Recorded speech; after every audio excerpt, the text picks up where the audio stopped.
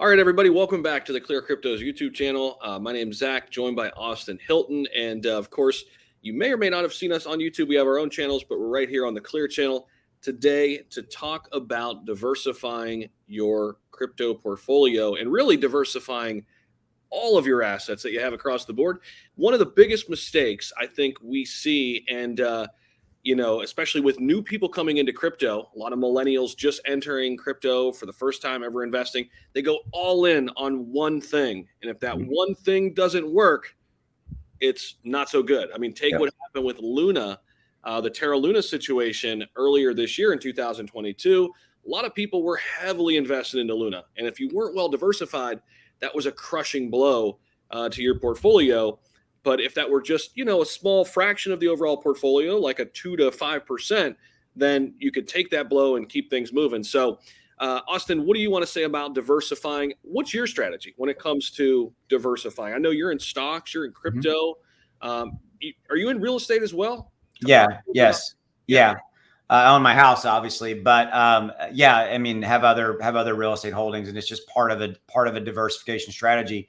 I mean, we could probably talk about this for 30 minutes. We're not going to, by the way. So we want to keep this video short, sweet, and kind of deliver a lot of value because that's the goal of the ClearCryptos channel, is to educate you. And by the way, if you want to get involved in Clear, down in the description below, number one, subscribe.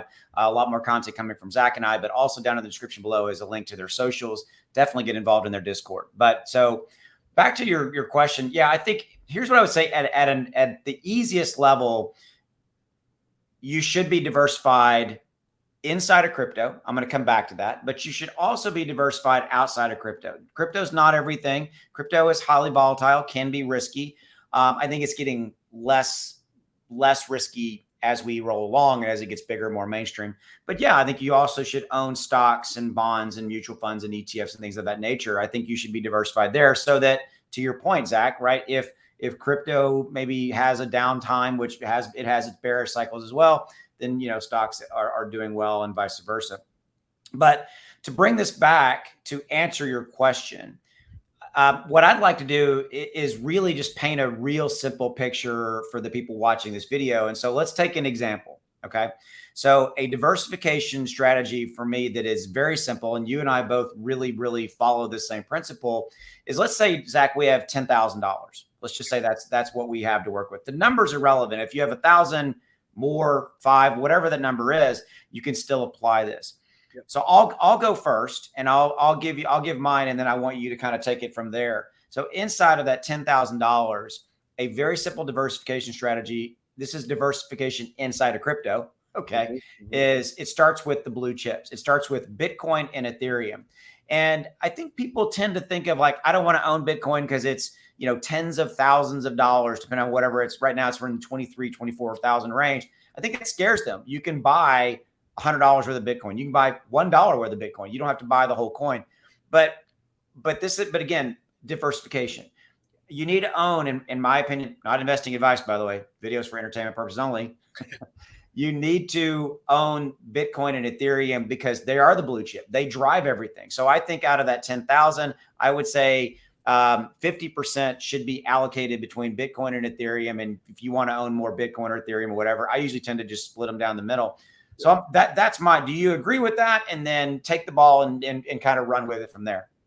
Yeah, definitely. I mean, the way I've looked at it, and this changes, by the way, too. I mean, like, as different cryptocurrencies, have bigger news and obviously get a bigger market cap, you may adjust this. But generally speaking, I agree with Austin to the point of, like, about 70% of my portfolio, I want it to be in my top 3, which is Bitcoin, Ethereum, Cardano. Okay. Then with that other 30%, let's just say, for numbers' sake, then I start looking at my other blue chips that I really like. So for me, that would be like Crow and Gala and SHIB, and maybe, like, just throwing out numbers to give people an idea, maybe like each one of these are making up like 2.5 to 3%, right? So then that extra 30% could have like 10 to 15 other cryptos in there, right? Maybe even 20 cryptos. I mean, there might be some where it's like a fraction of a percentage point of my overall portfolio. But I look at Bitcoin, Ethereum, Cardano, for me personally, as what I like to say is the backbone. This is my backbone, the backbone of my portfolio. And obviously, I look at those as less risky options as well. right? So I'm taking more of a risk with that 30% because they're smaller by market cap. They've got more risk associated with them, and they're not as well established, right, as the Bitcoins and Ethereums and Cardanos. So yeah, I think that's a great way to go about it. And for me, I've got a little bit more Ethereum than anything else, just because I think Ethereum has the most room to grow when we're just comparing Bitcoin and Ethereum. And I know we've had this conversation before too. But either way, I mean, it's, having those two, I think, is a great start. You're going to have a great backbone. You're going to feel confident in those two, even during times like this. This is being recorded at the end of July in 2022. If you're watching this later, where we're kind of going through a bearish cycle, we have been here in 2022.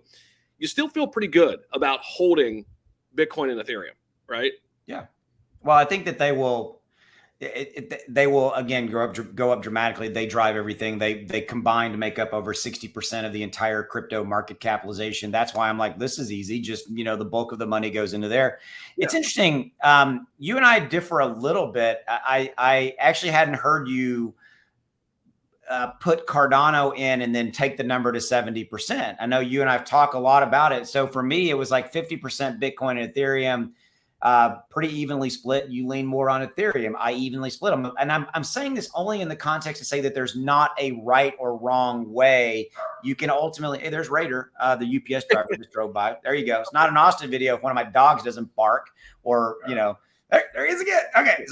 But I tend to think of it like 50% Bitcoin and Ethereum, and then maybe 10 or 15%, maybe 20% in the rest of kind of the top 20 or 30. Shiba Inu, Polkadot, Solana, Ape Coin, kind of those guys, right? And to your point, I do take those in smaller chunks and blocks, and then I will then kind of look at it more linearly. Linearly, is that a word? Yeah, whatever. You get my point.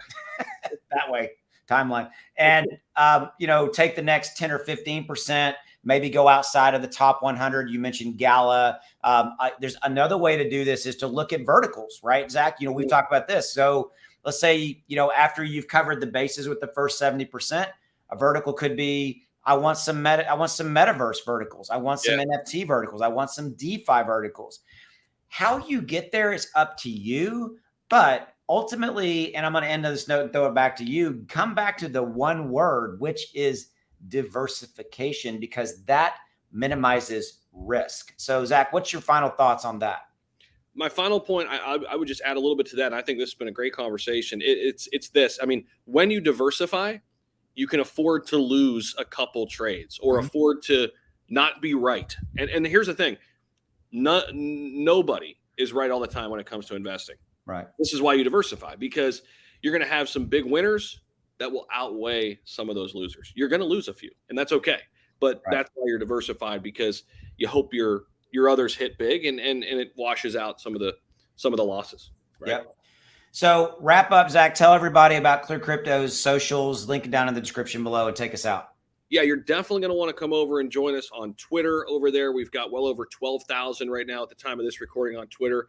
Lots going to be happening there. Breaking news. You're going to want to be subscribed to this channel. 100%. We've got some huge interviews upcoming with some very influential people you don't want to miss. Make sure you're subscribed. And then probably most importantly, save the best for last, hop into the Discord. We've got a great community over there that is really run by some great people who are also very, very passionate about this project and what it stands for. So that's it. All those three things: Twitter, subscribe here, get in the Discord. You're going to be locked in with all the latest info on Clear. Not investing advice. Diversify. Yeah.